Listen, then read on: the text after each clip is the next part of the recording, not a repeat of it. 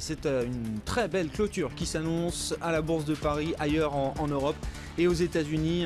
Très belle séance de rebond après 3 séances d'effritement du marché. Le CAC reprend 1,7%, 3421 points. Beaucoup de sujets à commenter, notamment la publication de Carrefour, le secteur du luxe et puis les problématiques macroéconomiques du moment, avec notamment Angela Merkel qui a à nouveau indiqué qu'elle s'engageait à soutenir la consommation en Allemagne pour aider l'Europe. C'est un véritable changement de discours. C'est pas la première fois que l'Allemagne envisage de soutenir son marché intérieur, pas la première fois qu'Angela Merkel fait de telles déclarations, mais c'est vrai que peut-être qu'on rentrera bientôt dans le concret avec des baisses d'impôts notamment, qui pourraient soutenir un petit peu la consommation intérieure allemande et donner un peu d'oxygène également à d'autres pays en Europe. De tout cela, on va en parler avec Christophe Burtin qui est avec nous ce soir sur ce plateau. Il est directeur général de Bordier et compagnie en France. Bonsoir Christophe. Bonsoir. Et puis on attend l'économiste Véronique Riche-Flores qui arrive d'une seconde à l'autre. Et puis pour la clôture, on sera chez Mescart avec Frédéric Rosier. Très belle clôture en perspective. Christophe, qu'est-ce que vous retenez de cette semaine? On a eu 3 séances de baisse, d'effritement du marché. On était revenu sur des zones d'achat intéressantes, on peut dire ça comme ça? Alors, ce qui était assez frappant ces dernières séances, c'est l'absence de volume. Il y a vraiment des tout petits volumes ces derniers jours, encore plus faibles qu'au mois d'août.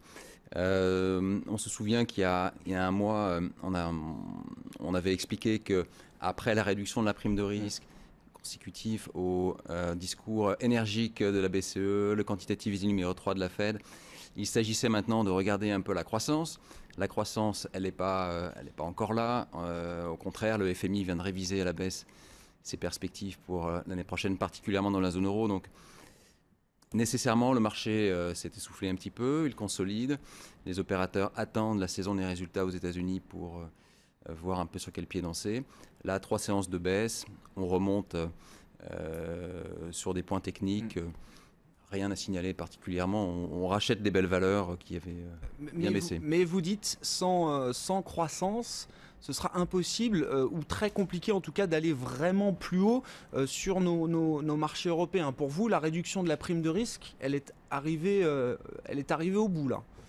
Non, si l'Espagne clarifie son discours, c'est-à-dire probablement demande de l'aide, on y reviendra sans doute tout à l'heure, mais on peut avoir une poursuite de la réduction de la prime de risque. Les taux peuvent encore baisser en Espagne, en Italie, sur à peu près toute la courbe. Mais au-delà de ça, nécessairement, les marchés remonteront si les profits sont au rendez-vous. Ouais. Et là, pour l'instant, ce que je peux noter, c'est que sur 2013, le consensus attend toujours pour le moment 12% de hausse des profits, ce qui est illusoire. Donc nécessairement, dans les prochaines semaines, on va avoir un consensus qui va s'ajuster à la baisse sur les profits 2013. On va demander aussi son sentiment à Eric Lewin qui est avec nous en direct de smallcapconfidentiel.com. Bonsoir Eric. Bonsoir Sébastien. Est-ce que vous trouvez que les consensus, là c'est vrai, sont encore un petit peu trop haussiers et du coup on peut que être déçu sur les prochains trimestres?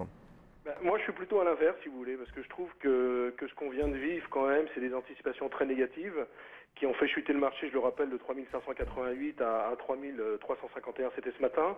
Ce qu'on regarde, moi je regarde les entreprises américaines, on prévoit une baisse de 3% des profits au Q3, ça serait la première baisse en 3 ans. Sur l'année en France, on prévoit une baisse de 3% des bénéfices sur les sociétés du CAC 40, alors que je vous rappelle qu'il y a 6 mois, on prévoyait 3%. Moi, j'ai envie de dire qu'à la moindre bonne surprise, je vois plutôt les marchés aller vers là-haut. Alors là-haut, j'ai pas d'objectif, j'aime pas du tout donner de performance des plus 5, plus 10, mais moi j'ai l'impression plutôt qu'on est sorti de l'ornière et qu'on pourrait avoir de bonnes surprises.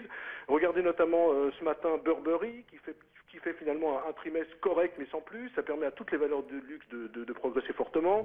Regardez également Carrefour. Franchement, le chiffre d'affaires n'est pas exceptionnel, mais on se dit que le plus dur est passé et donc l'action progresse mais ne vaut que 16,70 €. Bref, j'ai plein d'exemples comme ça. Et le fait qu'il y ait plein de valeurs au plus bas, Eric, d'un mot, des petites comme Pajone ou des grosses comme Bouygues, est-ce que ça veut dire qu'il y a encore beaucoup de potentiel ou ce sont des histoires bien particulières et il ne faut pas forcément s'y intéresser tout de suite?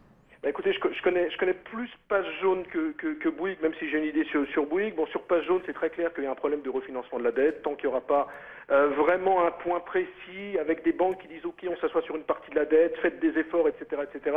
Il n'y a aucune raison que le titre progresse. D'ailleurs, on voit que le titre, en un mois, il doit perdre 10 à 15%.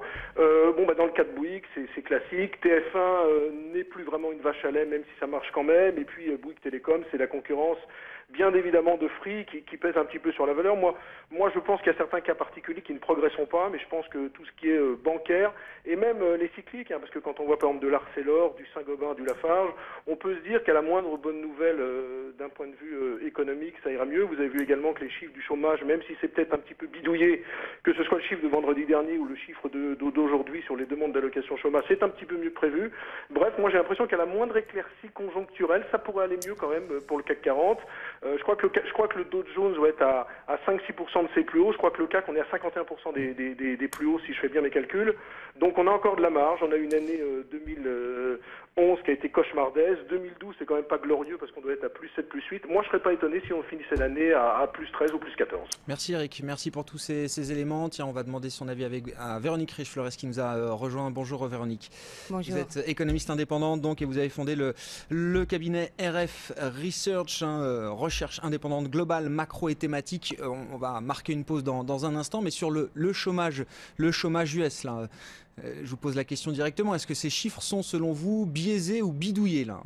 Alors bidouillé, je crois pas, biaisé probablement un petit peu par des effets saisonniers qui sont toujours un petit peu problématiques durant à cette période de l'année et surtout très très indécis. On a des chiffres qui vont dans tous les sens et qui sont de toute évidence à l'inverse de ce que nous suggèrent toutes les enquêtes auprès des industriels, que ce soit les enquêtes donc dans l'industrie manufacturière. Il y a un paradoxe pour vous entre la stabilisation qu'on peut observer sur le marché de l'emploi et les enquêtes qui reviennent du terrain des entreprises. Assez fort, où les enquêtes se détériorent pas violemment, mais sont très molles et n'indiquent absolument pas un quelconque mouvement d'amélioration. Donc on reste très très dubitatif et plutôt prudent, surtout quand on remet ça dans la perspective des autres indicateurs sur l'économie américaine. Ça veut dire qu'on pourrait avoir des révisions assez fortes des chiffres du chômage qu'on a aujourd'hui, que ce soit le rapport sur l'emploi vendredi dernier ou le chiffre hebdomadaire cet après-midi? Alors, des révisions ne sont pas impossibles. Il se peut également qu'il y ait un mouvement de personnes aux États-Unis, compte tenu du marché de l'emploi et de l'anémie quand même de ce marché de l'emploi, un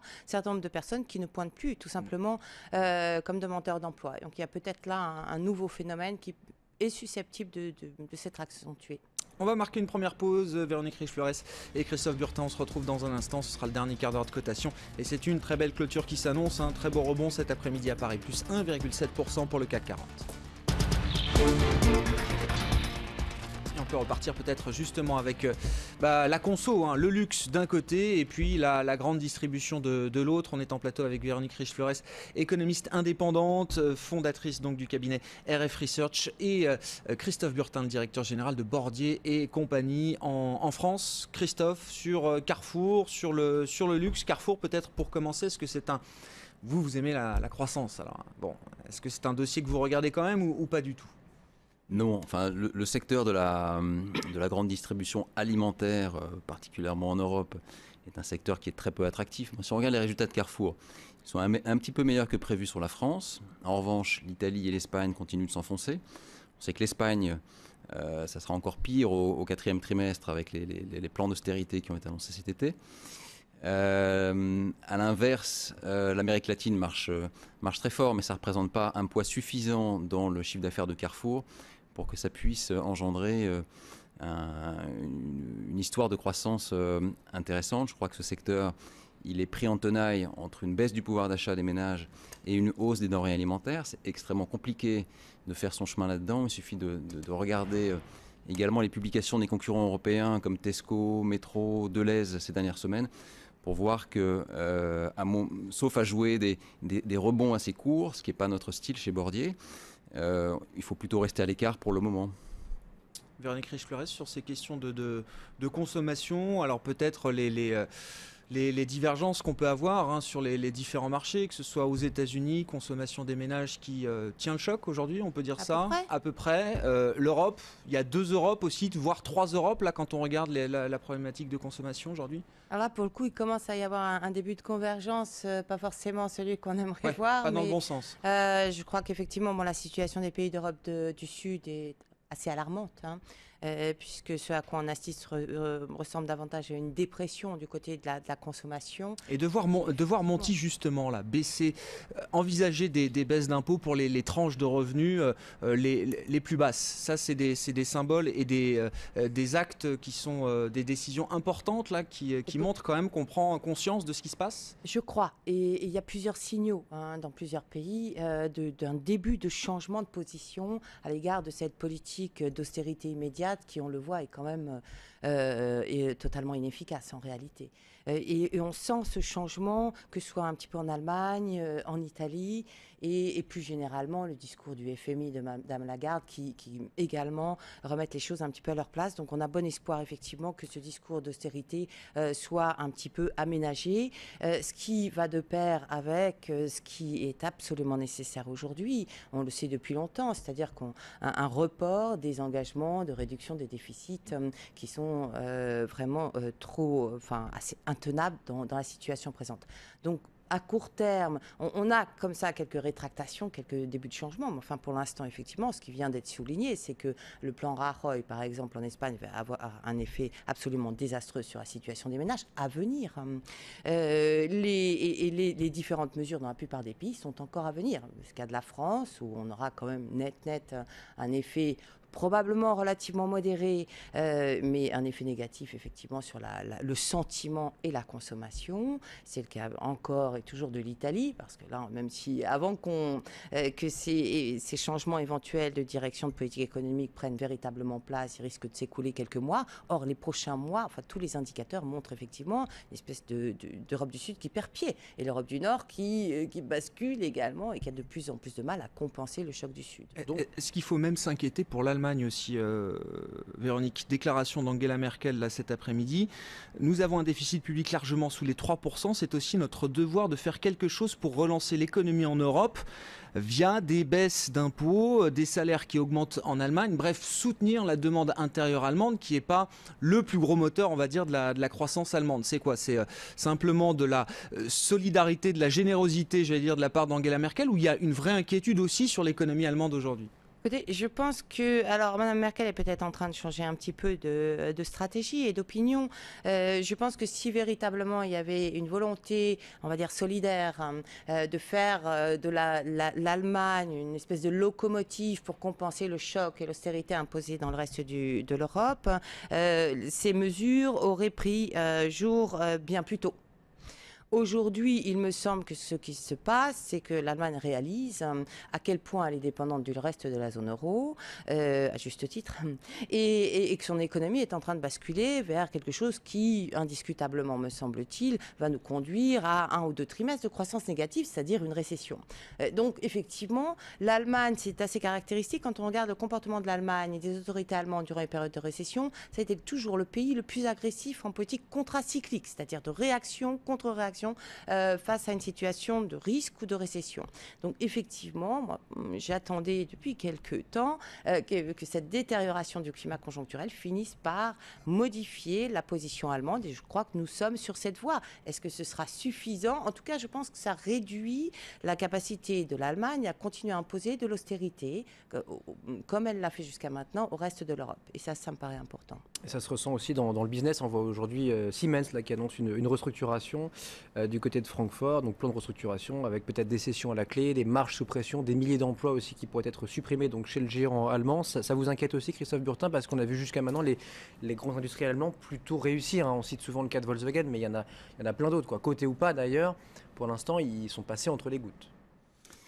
L'Allemagne est un grand exportateur, donc on sait que la récession de la zone euro a un impact fort sur le commerce extérieur, ça a un impact sur la croissance chinoise qui ralentit nettement et qui continue de ralentir. Donc ça ne m'étonne pas que les grands exportateurs allemands ressentent également ce ralentissement de la croissance. Ça peut nous amener à au cas de la Chine, dont j'aimerais dire un mot, parce que la Chine qui a tiré la croissance mondiale depuis des années, va se retrouver un peu au milieu du gué, au milieu du chemin, avec une transition politique au cours des prochaines semaines, des prochains mois, qui va aller de pair avec un nouveau modèle de croissance qui sera beaucoup moins tourné vers l'exportation, moins tourné vers les nouvelles capacités de production, il y a trop de capacités aujourd'hui, et donc de plus en plus vers la stimulation d'une consommation intérieure. On en parle depuis des mois, mais je pense que ça va devenir réalité. Il faut que cette transition politique intervienne et qu'ensuite des programmes dans ce sens-là seront indiqués. C'est, je pense, extrêmement intéressant pour l'Europe. Il faut que l'Europe se prépare, retrouve de la compétitivité au cours des prochains trimestres, des prochaines années, pour répondre à cette formidable croissance de la demande des consommateurs chinois qui se préparent. La Chine, Véronique Riche-Flores, effectivement, est-ce que c'est pas la dernière grande nation, la dernière grande banque centrale qui n'a pas encore vraiment mis les moyens? Est-ce que cette transition justement politique bloque un petit peu un plan d'envergure pour soutenir entre autres la consommation interne? Et effectivement un contexte politique qui devient compliqué, qui limite un petit peu les marges de manœuvre. Et puis je crois qu'il y a une réalité économique qui est beaucoup plus complexe qu'auparavant. En novembre 2008, on a sorti des grands plans de relance absolument gigantesques, qui ont d'ailleurs véritablement eu un effet mondial en réalité. On s'en aperçoit peut-être davantage maintenant.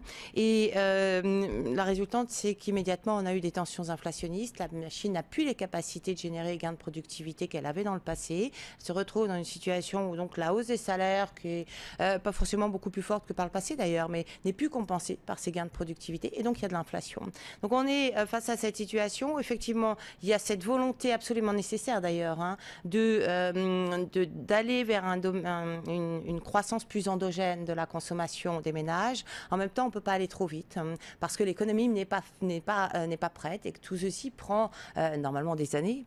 Les choses vont néanmoins très très vite, mais si on veut se préserver de tensions inflationnistes domestiques, de tensions sur les prix des matières premières, eh bien ça veut dire une politique de soutien plus qu'une politique de relance, beaucoup plus prudente également et à plus petits pas. Donc je pense que c'est ce mix. Il me semble que l'ensemble tient assez bien la route néanmoins. Moi, je ne suis pas parmi les plus inquiètes sur la Chine. J'ai l'impression simplement que la Chine est en train de changer complètement son influence sur le reste du monde, qu'elle est capable de se sauver. Et elle fait ce qu'il faut et je crois qu'on commence à en voir un petit peu les effets sur quelques éléments de demande. Peut-être pas de sauver le reste du monde. Et c'est là qu'on risque d'être déçu. On n'est plus comme en 2008. Il ne faut pas attendre des effets mondiaux et notamment sur nos économies européennes de ce qui risque de se produire en Chine en termes de soutien à l'activité. Et je crois que c'est la grande différence effectivement. Et peut-être qu'il faille être particulièrement inquiet sur la Chine, mais effectivement les retombées de ce que fait la Chine pour sauver sa situation sur le reste du monde me semble ne rien avoir en comparaison avec 2008-2009. Véronique Christophe, vous restez avec nous, on va marquer une nouvelle pause dans Intégral Bourse. On va se retrouver dans un instant, laissez passer le journal de l'économie de 17h30 avec Aurélie Blonde qui va nous rejoindre dans un instant. Mais d'abord le fixing à Paris. 17h29, on s'approche, on est à 1 minute de ce fameux fixing. C'est Frédéric Rosier qui est avec nous au bout du téléphone aujourd'hui chez Mescart Gestion Privée. Frédéric, bonsoir. Bonsoir. Et ben enfin la hausse à Paris. Oui, après quelques séances de test, effectivement, on a une hausse dans des volumes relativement faibles, on est aux alentours de 2 milliards. Alors deux choses pour expliquer la hausse. Côté résultat d'entreprise, Burberry qui entraîne le secteur du luxe vers le haut. Et également des nouvelles concernant le comité de Bâle 3 qui mettrait finalement plus de temps à se mettre en place en Europe. Et donc ça soutient plus ou moins le système bancaire et les banques qui progressent quasiment de 4% aujourd'hui. Décaler donc peut-être ce calendrier des normes prudentielles pour les établissements bancaires européens. Merci pour cette info, pour cette rumeur de marché qui c'est vrai a bien dopé l'ensemble du compartiment aujourd'hui. BNP plus 3, Crédit Agricole plus 4 ou encore la Générale plus 5%, vous disiez, de petits volumes, enfin 2 milliards au fixing. Ça veut dire qu'on peut rajouter peut-être encore 20-30% pour la clôture dans 5 minutes à 17h30. Donc Frédéric, on gagne 1,5%, 3416. On vous retrouve à 35 pour la clôture définitive.